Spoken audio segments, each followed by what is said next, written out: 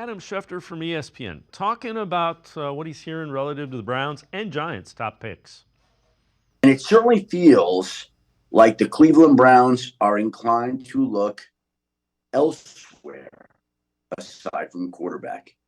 And it's starting to feel like the New York Giants at number 3 are starting to look elsewhere other than quarterback. So if the Browns don't take Shedeur Sanders at 2, and if the Giants don't take Shedeur Sanders at 3, and that is the feel that I'm getting recently, where is Shedeur Sanders going? And Tim, that's an interesting question. And my guess is both the Browns and Giants would hope that Shedeur Sanders falls into the late part of the first round, because I don't think either one of them has a problem with Shedeur Sanders. I just don't think they're locked, solid, sure that he's going to be worthy of what would be a top 2 or 3 pick.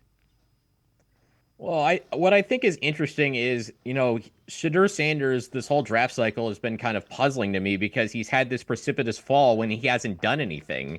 They haven't played since December, and it seems like just ever since the combine, for whatever reason, Shedeur has just been in free fall again without doing really anything. I know he didn't throw at the combine; he got criticized for that, but you could also argue why was he the only guy criticized for not throwing at the combine when Cam Ward also didn't throw? Not knocking Cam Ward, because Cam Ward is obviously worth the number 1 pick in this particular draft of the Tennessee Titans, but it just feels like Shedeur has been knocked for nothing really. And I mean, I get he's not flashy. I get there's not the elite arm strength, but I've said before, arguably one of the most overrated things in quarterback evaluation is arm strength. I mean, how many guys have we seen with elite physical tools come in the NFL and not have success?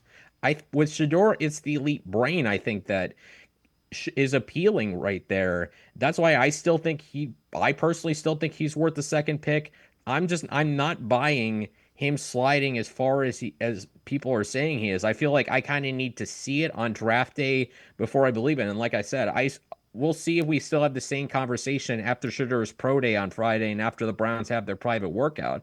I think a lot of it's just because he hasn't really had his opportunity to step in and really show that he is worthy of the second pick by throwing, because he really hasn't since the end of the regular season.